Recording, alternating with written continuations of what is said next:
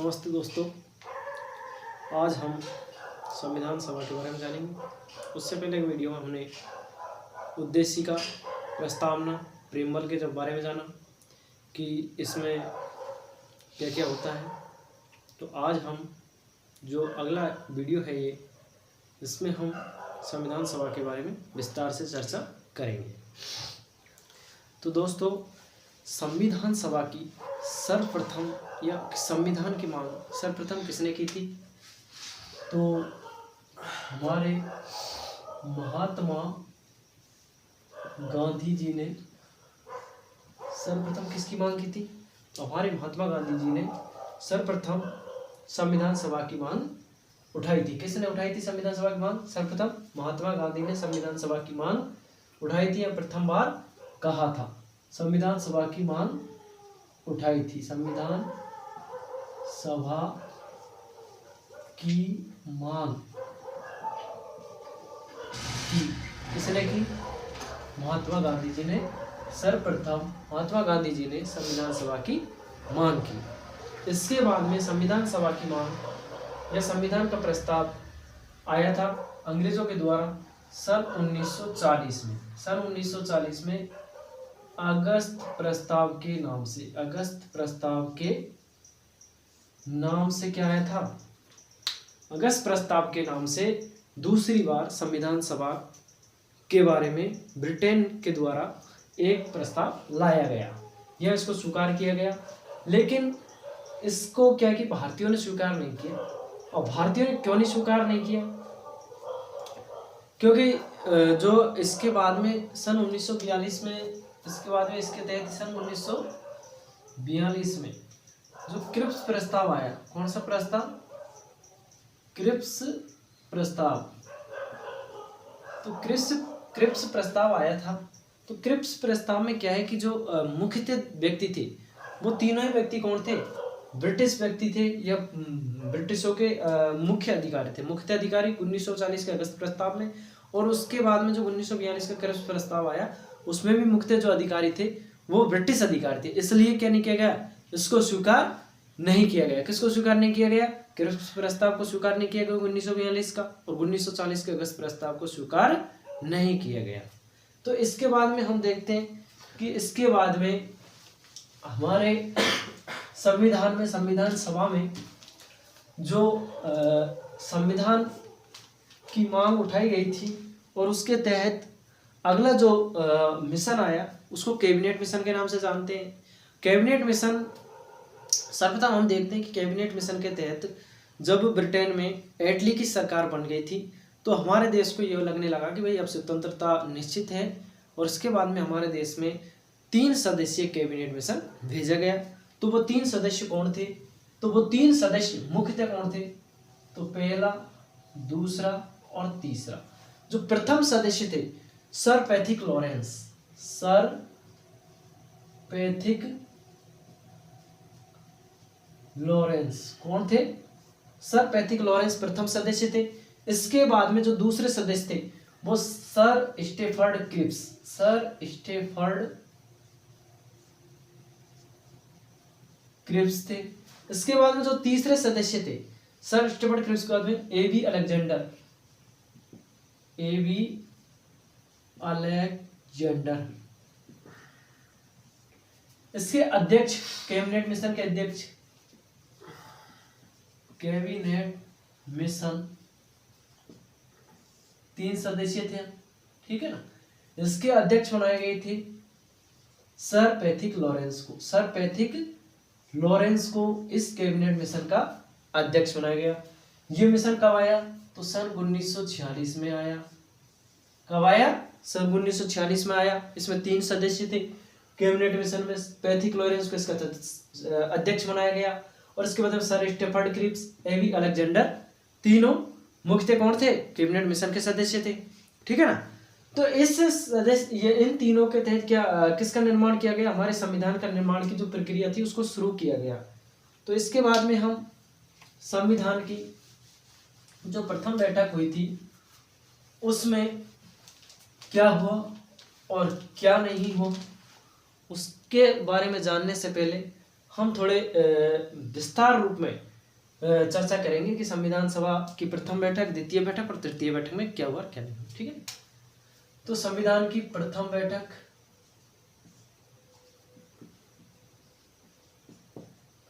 द्वितीय बैठक,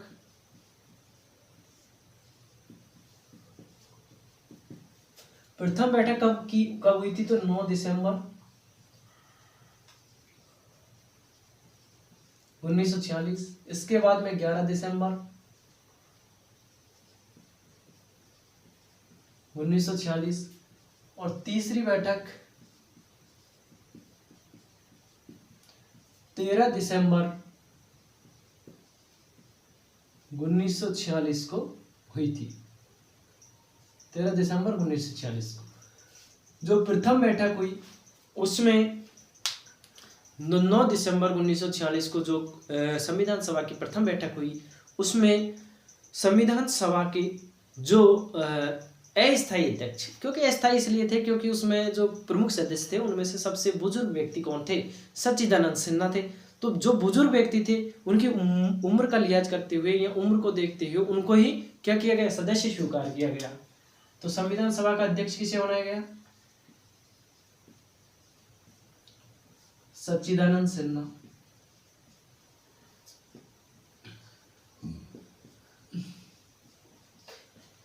सच्चिदानंद सिन्हा को अस्थायी अध्यक्ष, कौन सा अध्यक्ष? अस्थायी।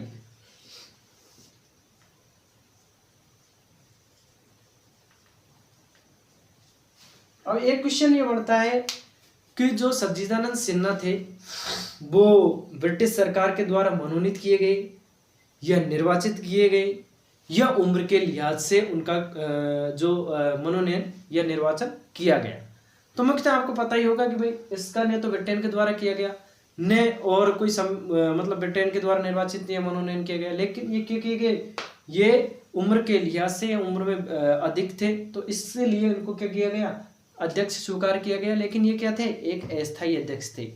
इसके बाद में द्वितीय बैठक होती है हमारी 11 दिसंबर 1946 को। 11 दिसंबर 1946 को तो 11 दिसंबर 1946 को जो बैठक हुई उसके तहत डॉक्टर राजेंद्र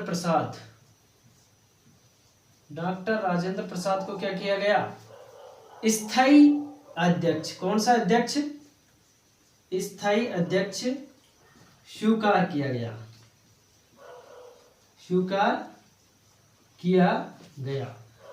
डॉक्टर राजेंद्र प्रसाद को स्थायी अध्यक्ष स्वीकार किया गया। कब? 11 दिसंबर 1946 को। कौन सी बैठक में? द्वितीय बैठक में। क्योंकि जो सच्चिदानंद सिन्हा थे वो बुजुर्ग थे तो उन्होंने कहा कि मैं आगे तक की जो प्रक्रिया चलेगी संविधान की वो पूरी करूं या नहीं करूं, तो इसलिए पहले या इससे पहले मैं चाहता हूं कि कोई दूसरा व्यक्ति मुख्य स्थायी अध्यक्ष बने। तो इस कारण डॉक्टर राजेंद्र प्रसाद को स्थायी अध्यक्ष स्वीकार किया गया। इसके बाद में हम अगले तीसरी बैठक के बारे में चर्चा करेंगे। तो तीसरी बैठक में क्या फैसला हुआ? जो तीसरी बैठक हुई थी वो कब हुई थी? तीसरी बैठक हुई 13 दिसंबर 1946। 13 दिसंबर 1946 को जो तीसरी बैठक हुई उसमें पंडित नेहरू, कौन थे? पंडित नेहरू ने उद्देश्य प्रस्ताव रखा।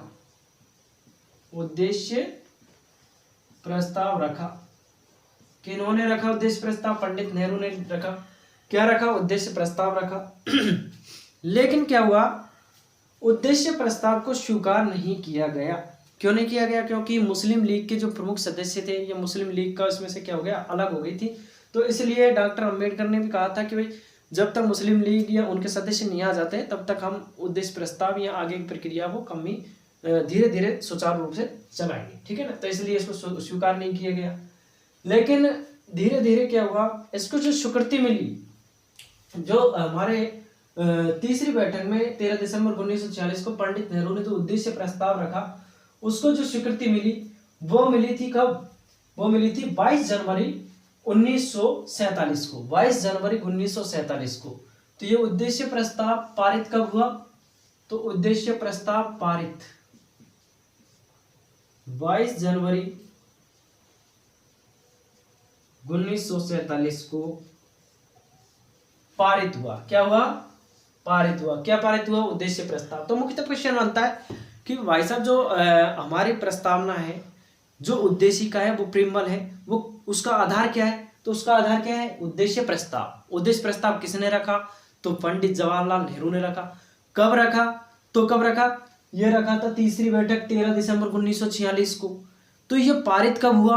और पारित नहीं होने का कारण क्या था? नहीं होने का कारण था कि डॉक्टर अम्बेडकर ने कहा था कि जो मुस्लिम लीग के सदस्य अलग हुए हैं वो जब तक नहीं आ जाते तब तक हम क्या नहीं करेंगे, ये उद्देश्य प्रस्ताव को पारित नहीं करेंगे, सुचारू ढंग से मतलब धीरे धीरे प्रक्रिया चलाएंगे।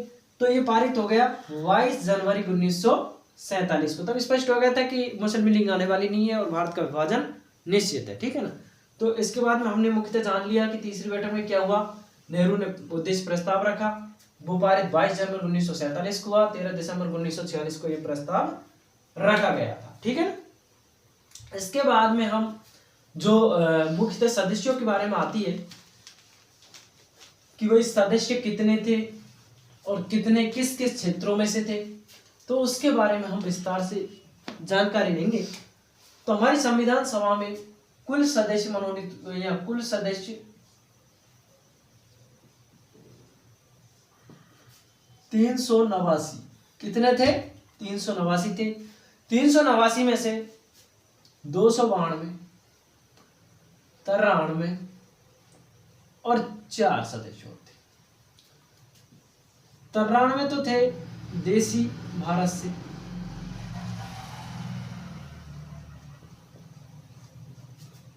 ये थे ब्रिटिश भारत, ये चीफ रियासती क्षेत्र, ये कमिश्नरी क्षेत्र। 292 सदस्य।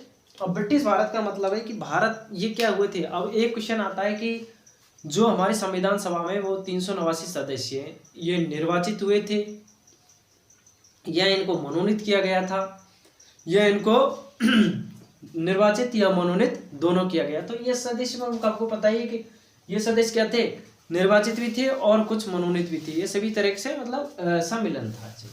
तो इसमें जो 4 सदस्य थे वो कहाँ से थे? 4 चीफ कमिश्नरी क्षेत्र थे। पहला तो था कुर्ग, वर्तमान का कर्नाटक, पहला हो गया। दूसरा था बलूचिस्तान,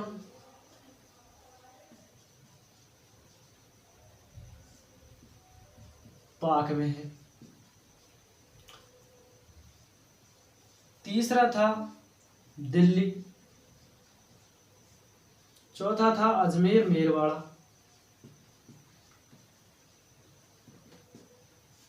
मुकुट बिहारी भार्गव।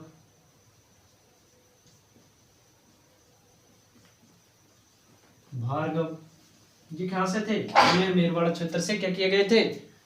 अजमेर मेरवाड़ा क्षेत्र से ये मनोनीत किए गए थे। ठीक है ना। और बलूचिस्तान, कुर्ग और दिल्ली और अजमेर मेरवाड़ा, ये 4 क्षेत्र आए गए। ठीक है ना। इसके बाद में जो देसी रियासत थे यानी राजा महाराजाओं के द्वारा, किनके द्वारा? राजा महाराजाओं द्वारा। ठीक है। तो 292 ब्रिटिश भारत, जिसमें ब्रिटिश भारत का शासन था उनके द्वारा। 93 देसी रियासत राजा महाराजाओं के द्वारा। और 4 चीफ कमिश्नरी क्षेत्र यानी कुर्ग, पहला बलूचिस्तान, पाक, दिल्ली, अजमेर मेरवाड़ा, मुकुट बिहारी भार्गव को राजस्थान से लिया गया। ठीक है। इनके बारे में हमने जान लिया। इसके बाद में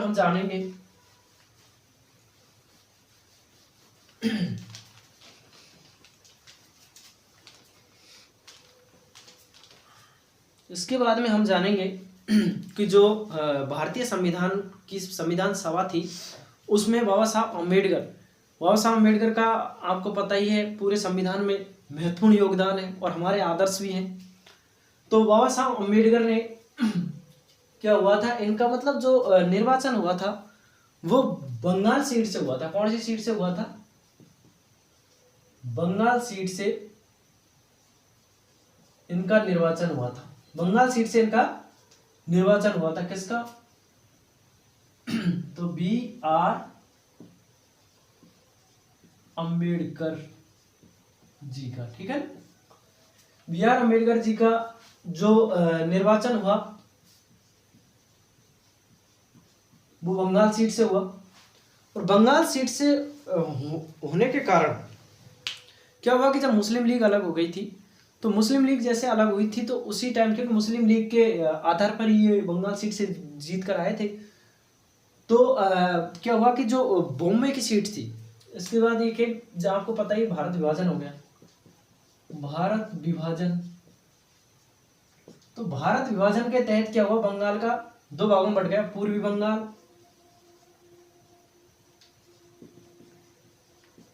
और पश्चिमी बंगाल। पूर्वी बंगाल वाला क्षेत्र वर्तमान का बांग्लादेश, जो उस टाइम पे किसमें था, पाक में, और ये भारत का। तो इसी कारण से डॉक्टर अंबेडकर वो सीट से क्या हो गए, आउट हो गए। एक तरह से मुस्लिम लीग के तहत हुई था इनका निर्वाचन बंगाल सीट से। तो क्या हुआ कि जो हमारे संविधान सभा के संवैधानिक जो वो थे, कौन, संवैधानिक सलाहकार, संवैधानिक सलाहकार, संवैधानिक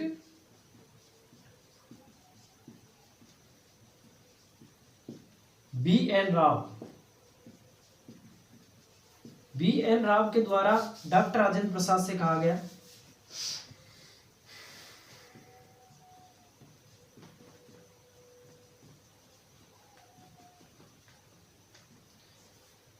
कि बाबा साहब अम्बेडकर को दूसरी सीट से निर्वाचित करके लाया जाए, क्योंकि उनके द्वारा संविधान का निर्माण क्या हो नहीं सकता।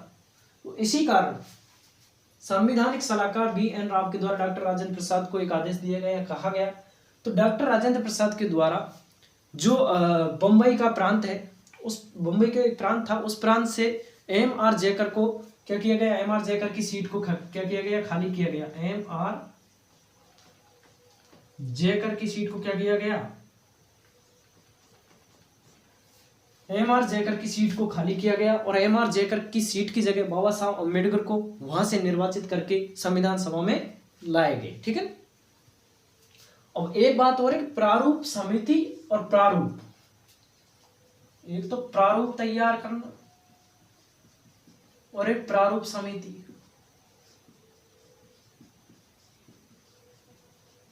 ये दोनों अलग अलग चीज है। तो प्रारूप तैयार करने का काम जो संवैधानिक सलाहकार थे बी.एन. राव के द्वारा किया गया, लेकिन जो प्रारूप समिति है, इसको पांडुलेखन समिति भी कहते हैं, ठीक है ना। लेकिन इसके बाद में जो प्रारूप समिति आएगा उसका हम वर्णन करेंगे अब, क्योंकि आपको पता ही है बी.आर. अम्बेडकर का तो संविधान में प्रमुख योगदान ही है, क्योंकि बाबा साहब अम्बेडकर ने संविधान निर्माण में जो अपना संपूर्ण समर्पण किया था वो सभी को पता भी है।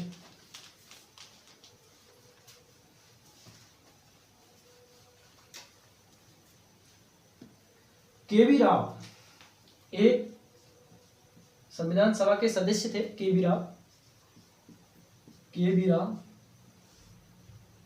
के.वी. राव ने बी.आर. अम्बेडकर को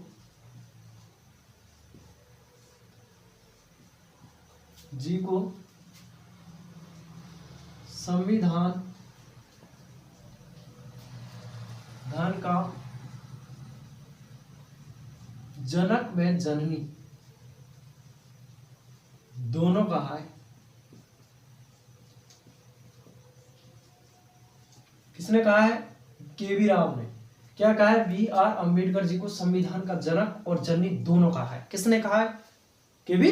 राव ने। तो इसी के मतलब तहत मैं बता रहा हूं कि बाबा साहब अम्बेडकर संविधान में प्रमुख योगदान रहा और इन्हीं का मतलब संपूर्ण समर्पण था। इसी के कारण हमारा संविधान निर्माण हो सका, ठीक ना।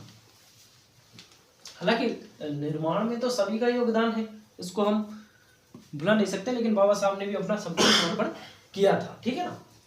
तो इसके बाद में प्रारूप समिति आती है। प्रारूप समिति के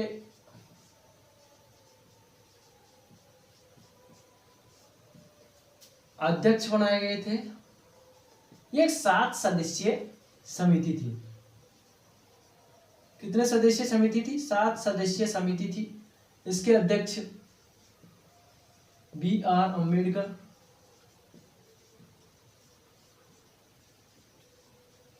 B.R. अम्बेडकर जी। और इसके बाद दूसरे जो सदस्य थे वो बनाए गए थे Gopal Swami Ayyangar,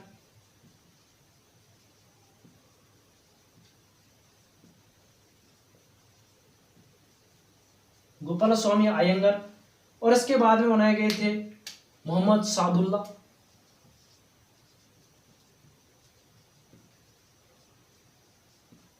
Mohammad Saadulla, B.R. Ambedkar, Gopal Swami Ayyangar, Mohammad Saadulla, K.M. Munshi.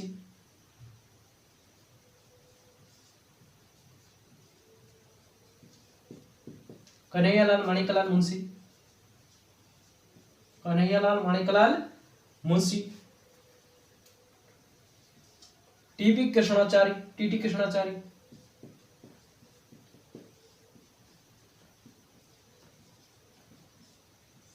TT. Krishnachari. और A.K.L. मुंशी, मोहम्मद सादुल्ला, अल्लादी स्वामी अयंगर, अल्लादी स्वामी अयंगर, अल्लादी स्वामी अयंगर अय्यर थे। अयंगर तो गोपाल स्वामी अय्यर, गोपाल स्वामी अयंगर और अल्लादी स्वामी अय्यर।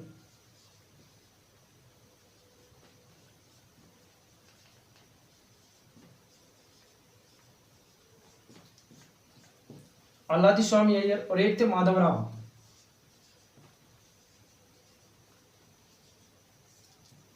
अब मुख्य जो सवाल बनता है कि भाई प्रारूप समिति जो ड्राफ्ट कमेटी थी उसके जो मुख्य अध्यक्ष थे वो बाबा साहब अम्बेडकर थे। और बाबा साहब अम्बेडकर जो प्रमुख अध्यक्ष थे और इसके अलावा 6 सदस्य और थे। आपको पता ही होगा टी.टी. कृष्णाचार्य, टी.पी. खेतान साहब का निधन हो गया, इसके स्थान पर टी.टी. कृष्णाचार्य आए थे। तो B.R. अम्बेडकर अध्यक्ष हो गए, गोपाल स्वामी अयंगर, मोहम्मद सादुल्ला, K.M. मुंशी, K.M. मुंशी मतलब कन्हैयालाल माणिकलाल मुंशी, टी.टी. कृष्णाचार्य, अल्लादी स्वामी अय्यर और माधव राम। 7 सदस्य यह समिति थी।